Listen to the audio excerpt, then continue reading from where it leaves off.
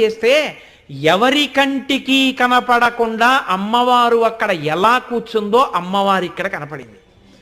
కనపడితే శంకరాచార్యుల వారు వెంటనే ప్రార్థన చేశారు. అమ్మా, శంకరాచార్యుల వారి యొక్క దయ ఏమిటో తెలుసా అండి? ఆయన ఏది చూసినా మళ్ళీ అమ్మవారిని ప్రార్థన చేసి తన శిష్యులకి అనగా లోకానికి అంతటికి అందించేశారు. తను దాచుకోలేదు ఆయన. అమ్మా, నేను దర్శనం చేశాను, రేపు నీ బిడ్డలందరూ కూడా చూడాలి కదా, అలా చూడ్డానికి వీలుగా అమ్మా నన్ను అనుగ్రహించు అన్నారు. అంటే ఆవిడంది, అయితే నేను నీకు ఎలా కనపడ్డానో చెప్పి ఇలాంటి శిల్పాన్ని చెక్కించు, అలా నేను వచ్చి కూర్చుంటానంది. ఆయన ధ్యానంలోంచి లేచారు, ఒక శిల్పి వచ్చాడు. ఆయన చెప్పారు, ఉత్తర క్షణంలో తయారైపోయింది. పరమశివుడే అంతే, అమ్మవారిని ప్రతిష్ఠ చేశారు. ఇప్పుడు మీరు చూస్తున్న మూకాంబిక శంకర భగవత్పాదులు తీసుకొచ్చి కూర్చోపెట్టినటువంటి మూర్తి.